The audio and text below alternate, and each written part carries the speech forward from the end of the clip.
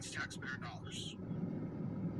We are going to staff this division by some of the department's best prosecutors, bringing together experts in healthcare fraud, tax fraud, benefits fraud, and corporate fraud under one roof with one mission: to protect the American people from fraud.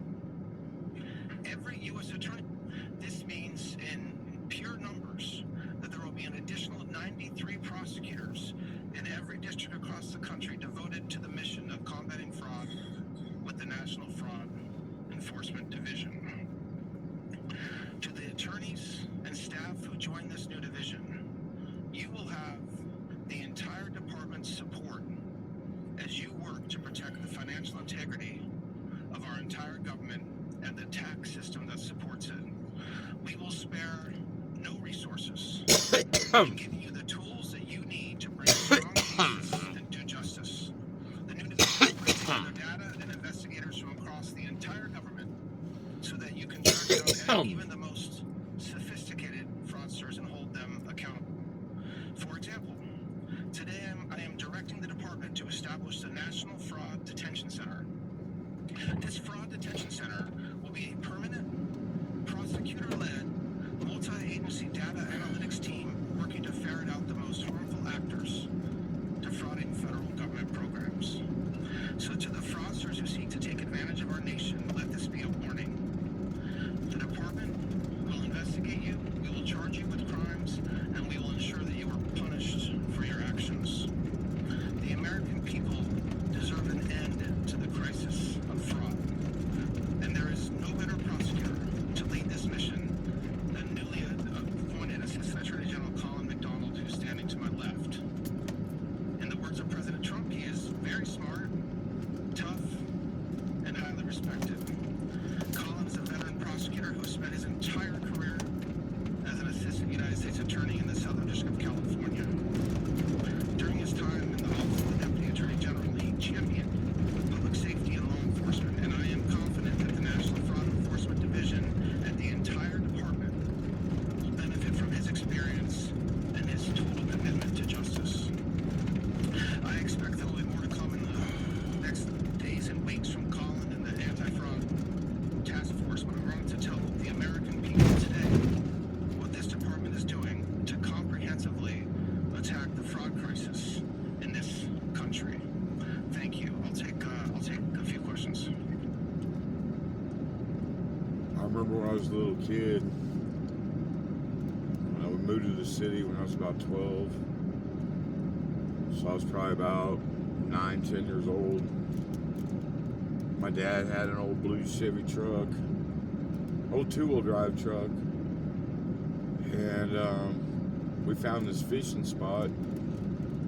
It was out in Platte City, Missouri. And Mom kept telling Dad, don't take the truck down there, we're not going to be able to get out. Don't take the truck down there, we're not going to be able to get out.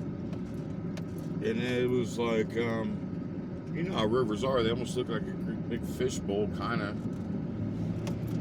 But Dad took the truck down there, and I'll tell you what, a dune buggy would have had a hard time getting out of there. But Dad took a run at it when we was getting ready to leave the next morning. He got about halfway up and rolled back down it, and Mom's shaking her head. I look at Dad, he backs about halfway up the other side of the riverbank and just guns it, man. I could have swore that old Chevy truck went up on 2 wheels after he topped the crescent of the top of that hill. And Mom's like, I'll be damned, he did it. Never underestimate somebody. That's, I guess, the moral of the story. And I was sitting there doing my morning gratitude to be alive, and I was thinking about that, and that weekend my dad caught a record catfish, a flathead that was 87 pounds out of that fucking river. It was in the newspaper, and I had the newspaper clipping so damn long it deteriorated. But anyway, I don't know, I've been thinking about my dad pretty hard this morning. And this man bought an old 67 Chevelle. Tough ass car. Only thing I didn't like is it was green with a black vinyl top. But my dad took that car and he put a 1959 Jeep undercarriage under it. And when he first got the steering hooked up, it wouldn't steer right. It would, every time you turn left, it'd go right, and every time you turn right, it'd go left. And I remember Dad taking the family for a ride after he got it together. But the steering wasn't right. He went to turn a corner, we went down in a fucking cornfield. Definitely tested out the four-wheel drive right off the bat. Anyway, I don't know, that motherfucker was smart, man. My dad was smart. He figured everything out. I mean, he could talk you out of the gold watch in your pocket if he really wanted it. He would find something, some way, something that he knew you needed, something that he knew would persuade you. Sometimes it was just cold hard cash. That man would set on money, and then when he found something he liked, he would get it. And Mom would be like, where the fuck did you just come up with $4,000 or $5,000 at? My dad was set on money. My mama couldn't set on money. I guess I'm more like Mom. I guess the most I've been able to save up at one time is probably $6,000 or $7,000. And that was last year. But after I saved it up, I invested it in both my motorcycles. So, turn the CB down. Anyway, I got a lot of family history that means a lot to me.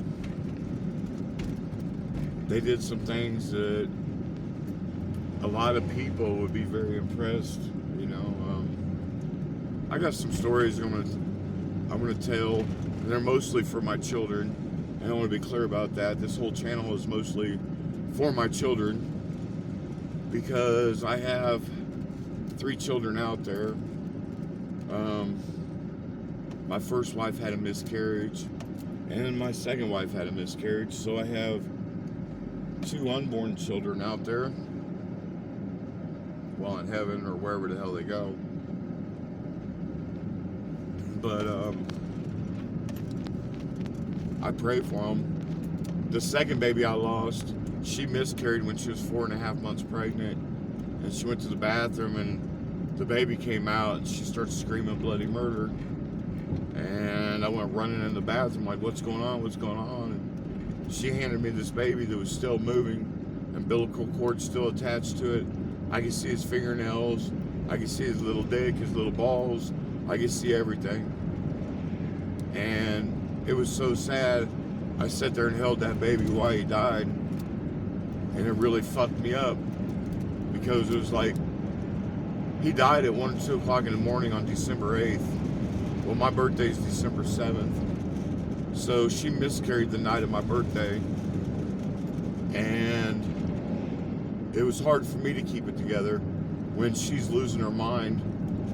I mean, when a woman hands you a baby that is still moving, dying in your hands, it really psychologically fucks them up.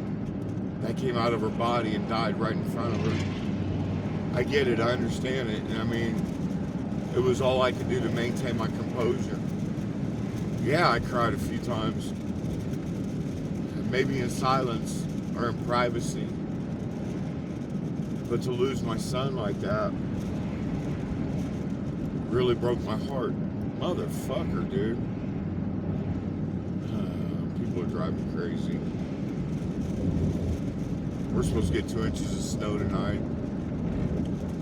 It's April 13th, 2026. I think it just turned 7 in the morning, so I'm heading back to my place because my yard looks like I had a party, which I didn't. The wind just fucked everything up. I sat out there with a couple friends the other night around one of the fire pits, and we just talked and did our shit together, you know. But anyway, I'm 54 now. I really miss my parents. I mean, I had really good parents. You know, my dad cheated on my mom, and I watched how it just destroyed my mom. Her trust, her security, and everything. But I learned from both of them, and I respect both of them. I mean, my dad was a good man. He was a hell of a businessman. He just couldn't keep his dick in his pants. You know? And I grew up seeing my mom go through the sorrow, and it really had a major impact on me. I'm the oldest. I was the firstborn.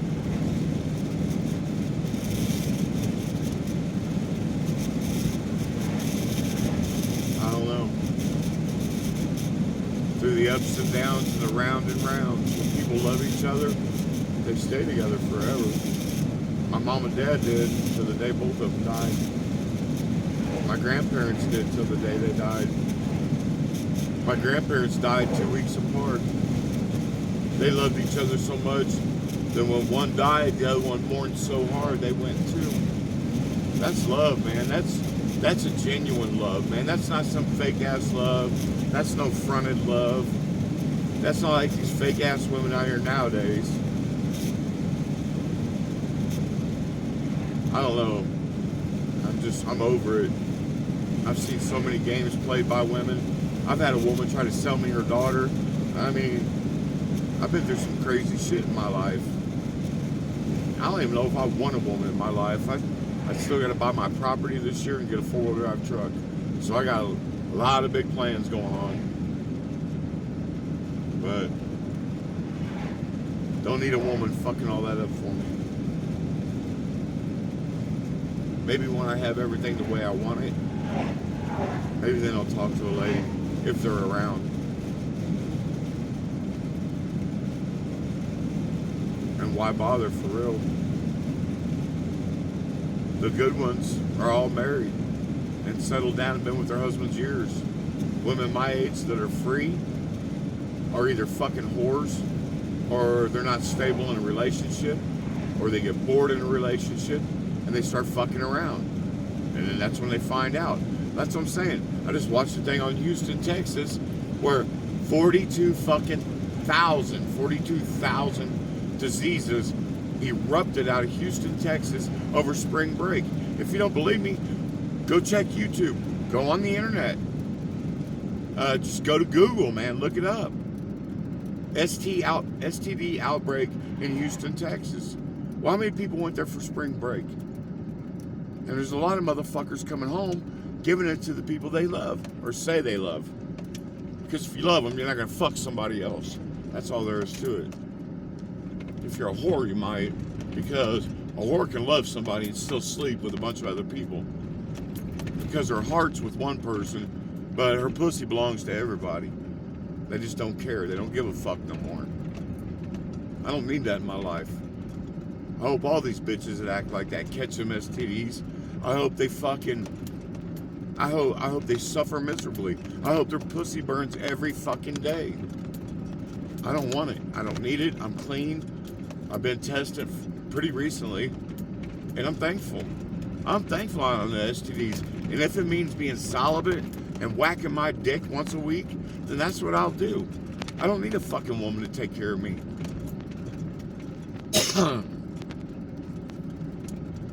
As far as compassionate company, they're nice once in a while because they have that tender side.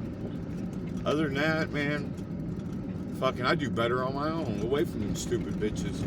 Because they don't know how to live their life, and they'll destroy yours just as quick. They don't care. They don't care. They move on to another man. Destroy his life. And it's just getting worse. Worse and worse and worse. And with that, I'm home. See you later. Peace, love, and chicken grease.